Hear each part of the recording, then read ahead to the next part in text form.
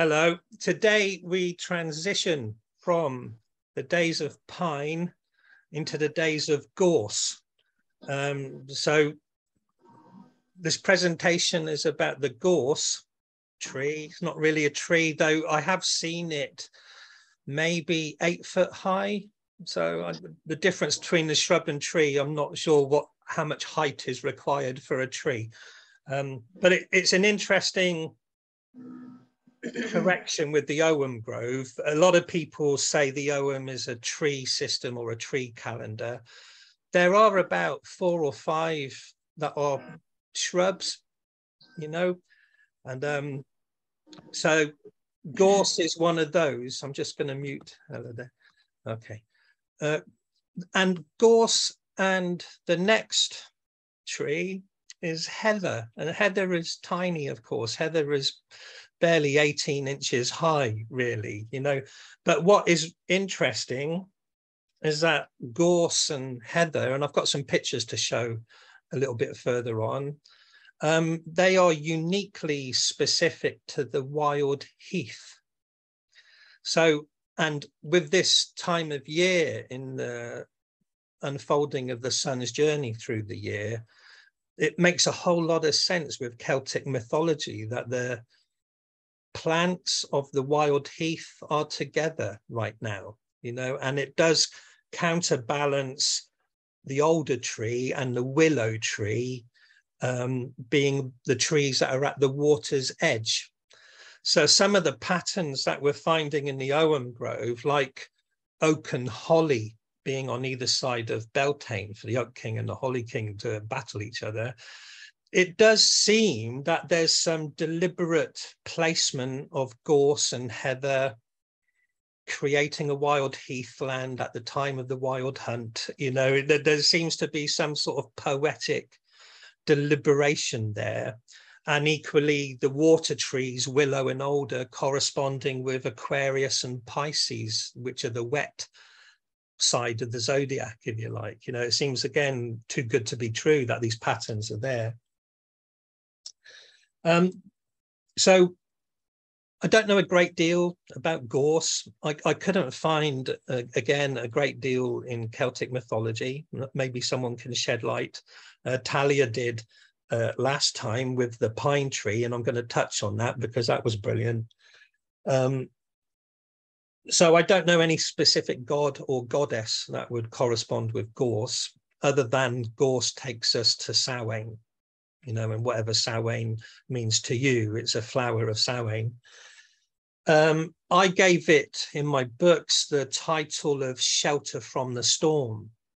And with this time of the year and the leaves coming off the trees, the deciduous trees, and the cold weather kicking in and the harsh winds and stormy weather, gorse is a type of evergreen.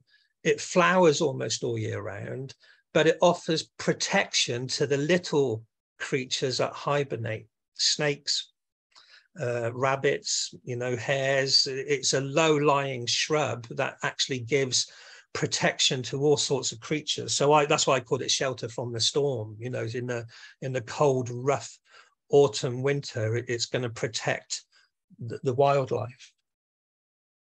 So looking at the Irish law, further on, I'm going to talk about the star law. And for me, that makes a whole lot more greater insight. But I will look at the Irish Briatheroum first. Now, these are word kennings that can be traced back to 1390. And some of them are straightforward. Some of them you have to really think about if there's even a cryptic connection or not. And this is really confusing. With the gorse, the Briatheroum equate the name on with the ash tree. So the Briatheroum doesn't even consider it gorse, it considers it the ash tree. But I'll come back to that in a minute. So the 3 word kennings then are related to the ash tree, they're not related to gorse. The first one is wounder of horses. So that's like a spear wall and horses and the warriors bashing into the spears, so it's wounding the horses. Ash was a favoured wood for spears, you know. The second one is smoothest of craftsmanship. So, you know, lots of tools were made from ash. It's got a lovely grain, almost marble-like sometimes. If you get the grain right, it can be kind of have a luster to it. There's a stone I'm trying to think of. I can't think what it's called. But yeah, it's almost there's a goldenness and a white in the grain. And if you polish it right, it's almost like a marble. So it says smoothest of craftsmanship. And the third one, similar, is equipment of warrior bands. So spears and other things being made out of ash, you know. So that's 1390, this assumption that on, letter O, is the ash tree. However, in the same book, the same compilation, the Book of Ballymote, which is 1390, there's the Scholar's Primer, and it doesn't give you any elaborate explanation. It simply says that on is gorse. So it contradicts the Briatheroum, and it says, so whether you see it as the Briatheroum for the ash or the Scholar's Primer saying gorse, they both date to 1390, and you take your pick, really, you know. I'm sticking with the Scholar's Primer because that's our tree sequence, you know, it's as simple as that. So then,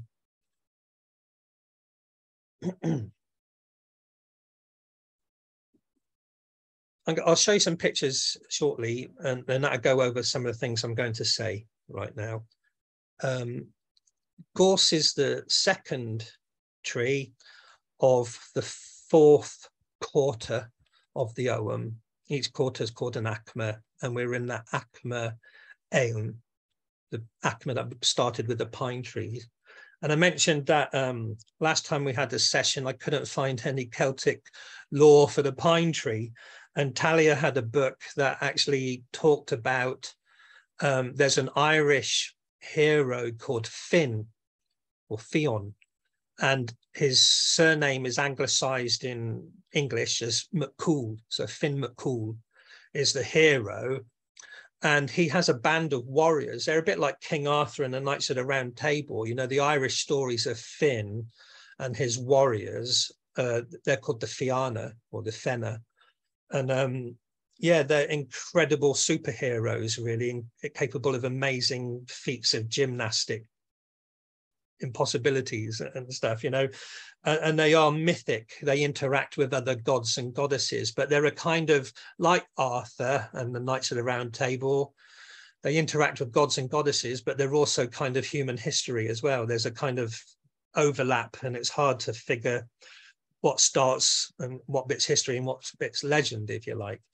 Anyway, what Talia found was in a book she had, it was said that Finn and his warriors used to camp in the pine forest or pine woods, and that they would set up camp there preparing for their hunting. And that was just so perfect, because this quarter of the year, the main pattern for it holding Samhain is the wild hunt, you know. So there is this, there's a whisper of an Irish tradition of the hunters camping in the pine forests, you know, ready for that winter hunting.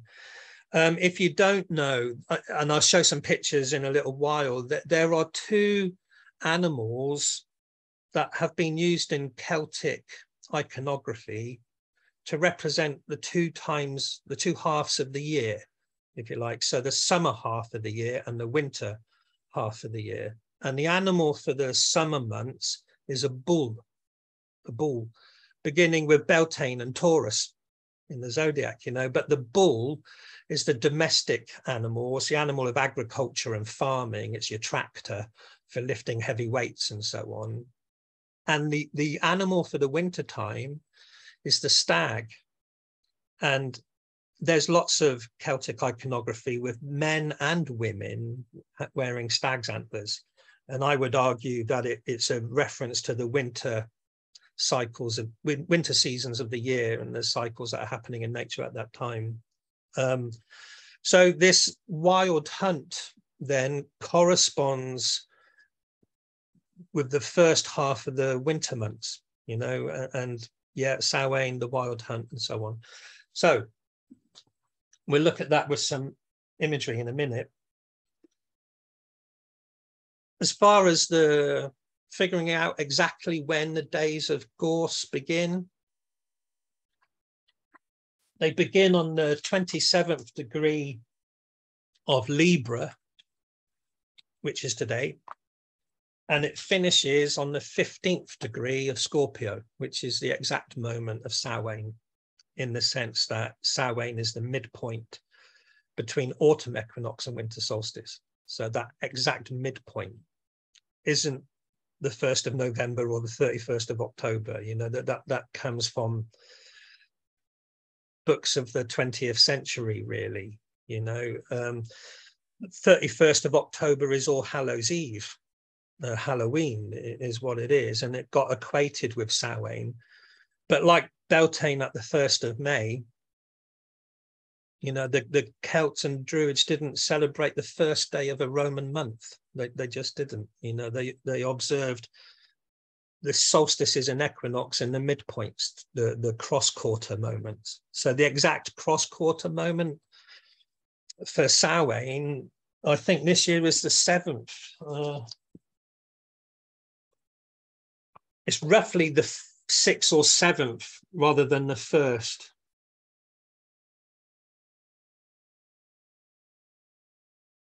Yeah. So the exact moment of Samhain, 15 degrees Scorpio this year, 7th of November. But like Christmas, for most people, you know, Christmas as a holiday begins at winter solstice and goes right through Boxing Day and all the rest of it. And it's the same with Beltane. You know, people start celebrating on May Eve and May Day, and then it carries on to the 6th of May and stuff. So, you know, there will be all the commercialism of Halloween. That's not going anywhere soon. And but, you know, for the more druidically inclined, this year, 7th of November is your midpoint, you know. And that's when we transition from Gorse into the days of Heather. So Gorse then takes us from the last few days of Libra into the first 15 days or so of Scorpio. And like Scorpio with its stings, Gorse is lovely and prickly, of course, you know, it's perfect for that. As well as offering shelter to animals, it is a food. You know, goats eat it, horses eat it, the wild ponies of Dartmoor eat it. You know, it is a rare food option in the wintertime when there's not a lot of food around, you know. But although it's the cusp between Libra and Scorpio, there's secondary constellations. And the secondary constellations for Gorse are two very interesting constellations. And I think they're going to shed some light onto the wild hunt. Although, like I said, I wouldn't say I have all the answers. I'm just sharing some patterns here. So the secondary constellations of these days of Gorse are a constellation called Corona Borealis, the Northern Crown, okay, and Serpens Caput, which is the head of the serpent, the serpent's head. Okay, the serpent's tail is further on in heather and aspen, but Corona Borealis and the serpent's head are the key things there. So I'm just going to put the PowerPoint thing on and then wax lyrical about some of the star lore.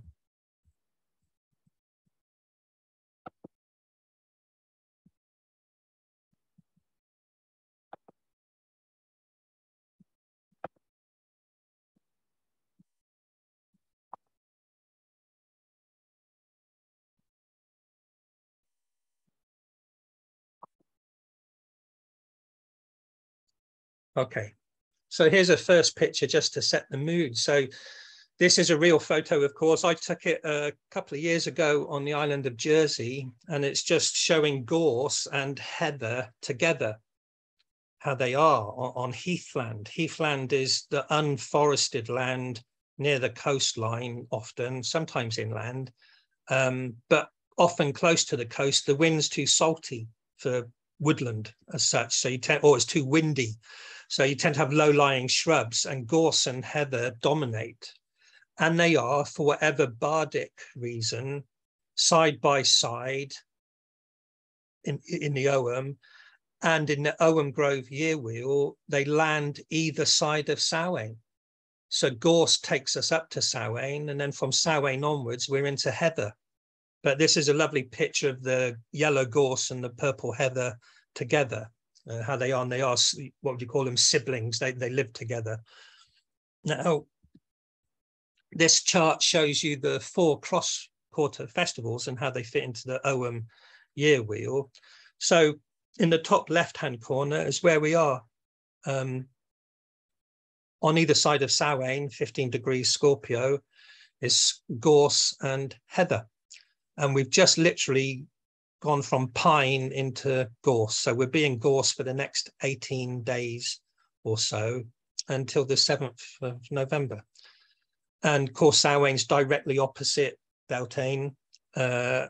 So gorse is directly opposite oak, and heather is directly opposite holly. Now, what that means is whenever there's a full moon, the full moon is always directly opposite where the sun is.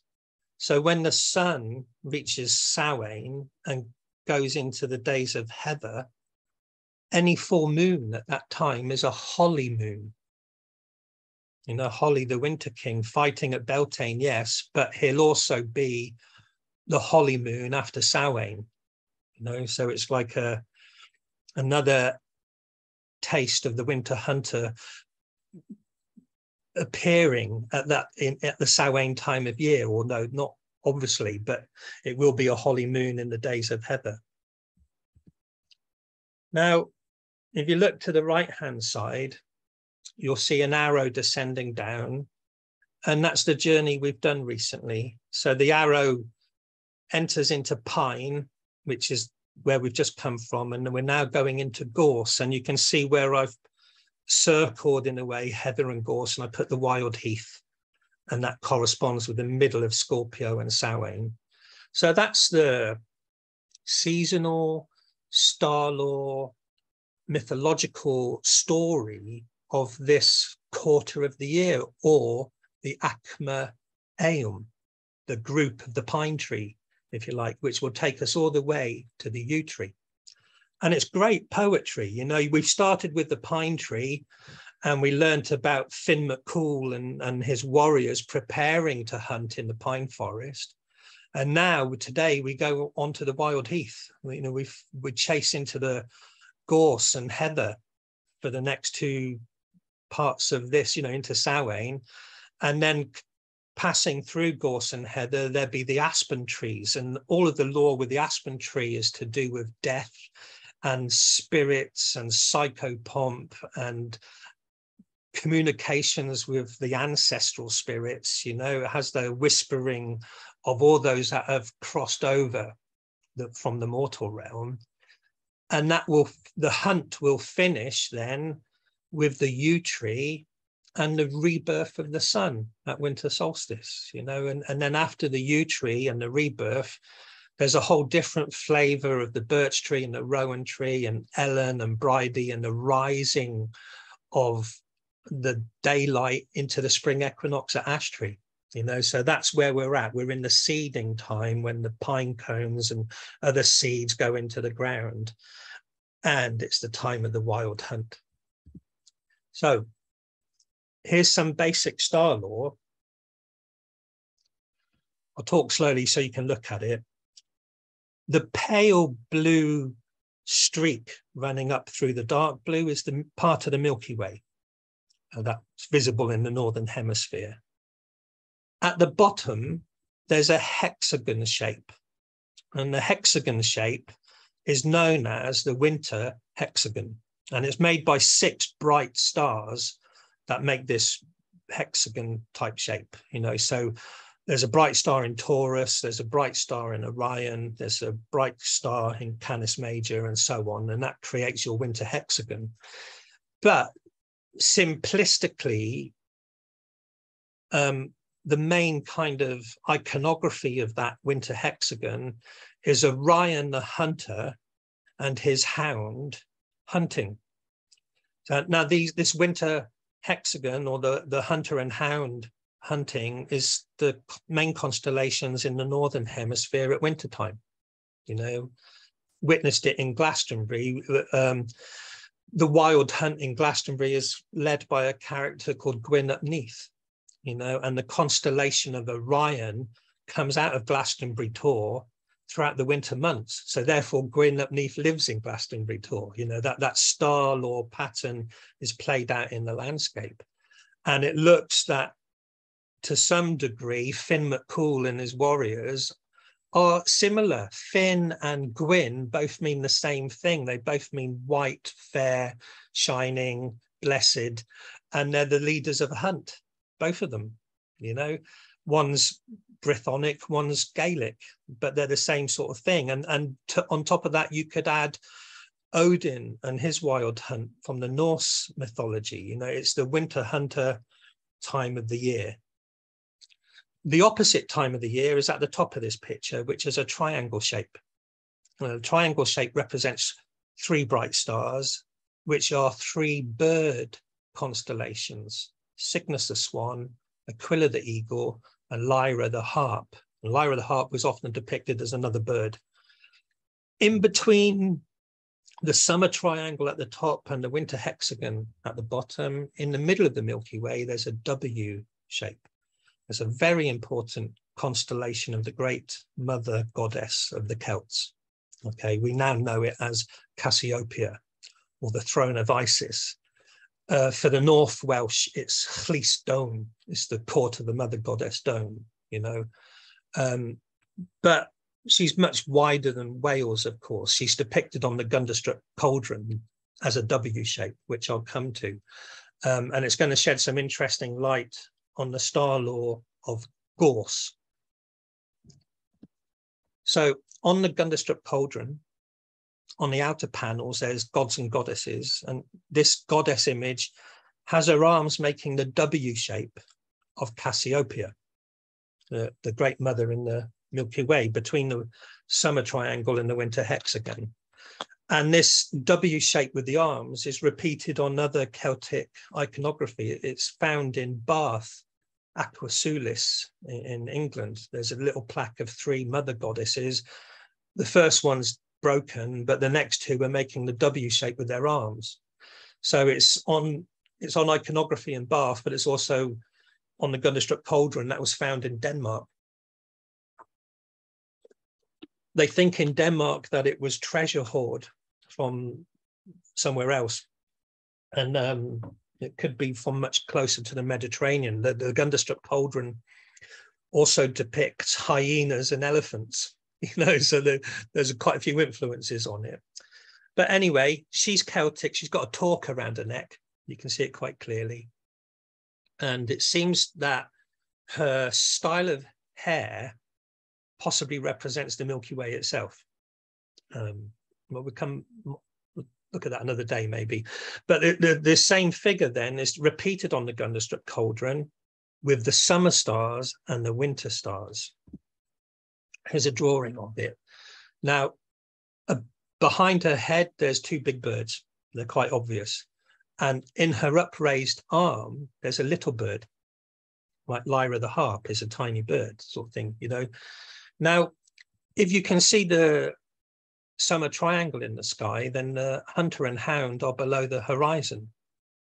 And if you look at her, below her breasts, there's a falling hound and a falling hunter. There's perfect representation of that. If the hunter and hound were in the sky, the 3 birds would be below the horizon, you know. So, and she's the goddess on the W throne, if you like, you know. So this image represents the summertime, because the birds are up high and the hound and hunter are falling or below the horizon. So here we are right now. Now, the constellations that correspond with Gorse are Corona Borealis, the northern crown, and he's holding a circlet in one hand. And next to Corona Borealis is the serpent's head, and he's holding that as well. You know, so both those constellations are being held in the hands of the winter hunter. And I would call Cernunnos the winter hunter because he's got stag's horns and not bull's horns. You know, he's wearing the animal of winter. In Gaul, there's a lovely depiction of Cernunnos sitting down on, it's called the Reims altar, and on one side of him is Apollo and on another side of him is Mercury, but he's sitting there, and below his feet there's a little stag and a little bull, like I explained earlier, representing summer and winter. And it's here on the Gundestrup Cauldron too, to the left of him as I'm looking at it, there's a stag and a bull. You know, the winter summer creatures are there, and the bull is further away. You know, the stag's antlers are almost touching Cernunnos's antlers, you know, and I would say that's deliberate too.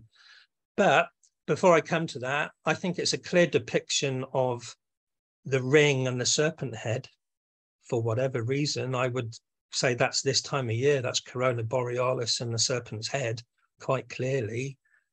And it's also the hunter and his hound. You know, there's hounds on the opposite side to the stag and the bull. They're getting ready to hunt. They're about to hunt, or they are. Now, this is how it really is on the cauldron. The previous image was my drawing of it. But I would look again carefully at Cernunnos's antlers and the stag's antlers. They make the W shape. They make the W shape of Cassiopeia, you know, the goddess between the winter stars and the summer stars. So if you saw Cernunnos as wearing a headdress or a crown, he and the stag are almost making the constellation of the mother goddess themselves, or maybe he's consort to the mother goddess at this time of year. It's just an idea. Before we leave this, Corona Borealis appears in Welsh mythology. The goddess Arianrhod is said to be Corona Borealis in North Welsh mythology. Her name means silver wheel, and since at least the 1800s, North Welsh star lore didn't get written down until the 1800s, but Corona Borealis is said to be the fort or castle, the care of Arianrhod, you know, the goddess of the silver wheel. I'm a little bit hesitant with that because it's also the constellation of Ariadne. And I'm wondering, I'm a little bit suspicious whether late Welsh bards are equating Ariadne and Arianrhod together because they sound so similar. I don't know. But a curious thing with that then is the previous Acma in the Ogham was all about the ancient mystery rites leading into Virgo and the triple goddess and stuff. And the mythology of Corona Borealis and Ariadne is that it's a crown that Dionysus gave to Ariadne, you know, and it protected her and hid her from harm as well. But there's a direct relationship, if you like, with what the male figurehead of the mystery traditions, Dionysus, and the crown of the goddess in some way, you know. So is Cernunnos a type of Dionysus Bacchus? Or, you know, we've gone into the mysteries and here's a Celtic hunter holding, yeah, I don't know. These are just ideas. So I'll shut this down and we'll talk about some of those ideas.